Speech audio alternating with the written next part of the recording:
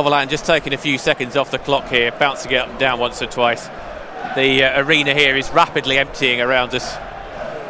Yeah, but interestingly, the Maidstone fans have not left the ground as the referee blows his whistle.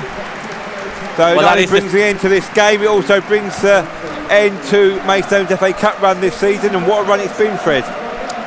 Yeah, final score here at the arena, it's Maidstone United lost 5-0 to Coventry City. Maybe a slightly harsh scoreline on the Stones, I think, but let's not let it overshadow what has been a memorable FA Cup run. It's history-making FA Cup run here. We have witnessed some incredible performances over the course of the last few months.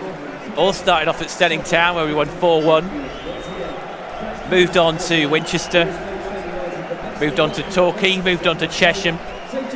Had a home tie with Barrow, which was an emotional occasion. Bhivesh Gurung scoring that great goal to win that particular game. Then the Stevenage game in which Sam Corn scored from the penalty spot.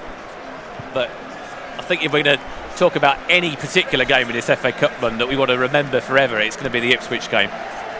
So in years to come, people are going to forget this performance. They're going to say, all right, we came up, we had a good day out, didn't disgrace ourselves, but this is not a game that anybody's going to remember. The game that we're going to remember is going to be the Ipswich game before this one. Definitely. I mean, there's memories, like you say, there are memories throughout the game. You know, every game there was a memory there, but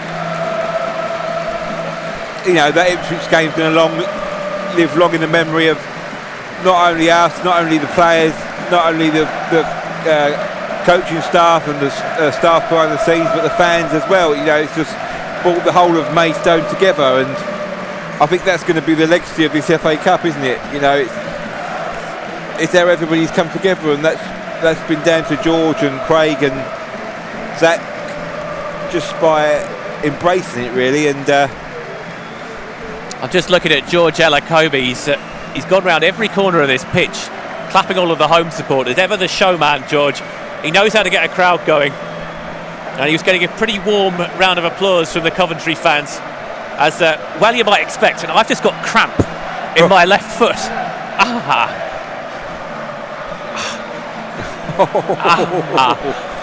As the Maidstone players are just going over to... I haven't had cramp in 24 years. And at this exact moment, my left thigh has suddenly twanged.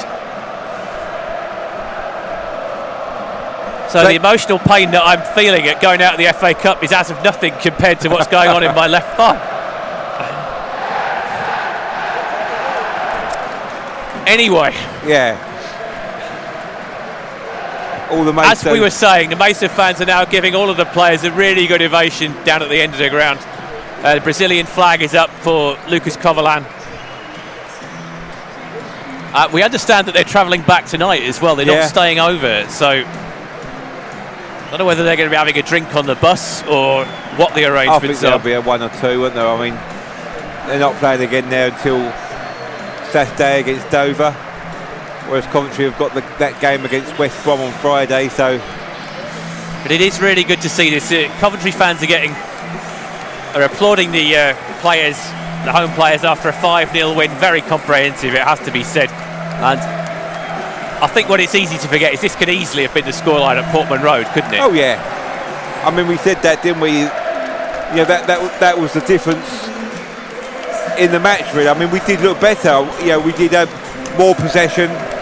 And we did look better going forward, but we said it, Ipswich in the first half, in that first 20 minutes, hit the woodwork 3 times. So, and whereas this time with Coventry, them chances went in the net, and it just changes games, doesn't it? It would have been good if Maidstone could have got a goal, but you know, I don't think we really tested Wilson in the Coventry goal.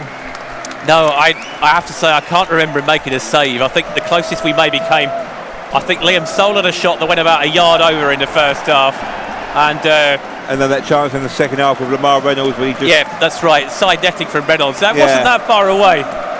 It's anyway, we're just witnessing the scenes now as the Maidstone players go behind that goal. It's a weird sort of situation to be in, actually, because the home areas of this ground are rapidly emptying. So there's not that many players, there's not that many fans left for the players to support, whereas the away end is pretty much full. And they're getting a very, very good ovation, as you would expect. We're looking down at the scenes here, taking it all in, really, because it's, we don't know when we're going to be coming this way again, if we're going to be coming this way again. I mean, it's just looking around us here as like we said at the beginning of the commentary, we're down the front, and there's a whole bank of the world's media all behind us, so you probably see that on the cam for the hot take. And you're going to be commentating live from the Crabble on Saturday, is that right? Yeah. Alongside, is it Sean is with you? Sean, I believe, yep. So it's going to be, as George has called it, back to the bread and butter, quite literally. Dan Dover, local derby. And the difference is we're going to be heavy favourites for that as well, given the kind of season that Dover have been having. So yeah, exactly. I mean, I think we struggled against them in the home game. We didn't. It wasn't as comprehensive. We got the victory, but it was not as comprehensive as some would expect. But yeah, it's back to the league action now, and it's going to be interesting to see how we go about this business end of the season. Whether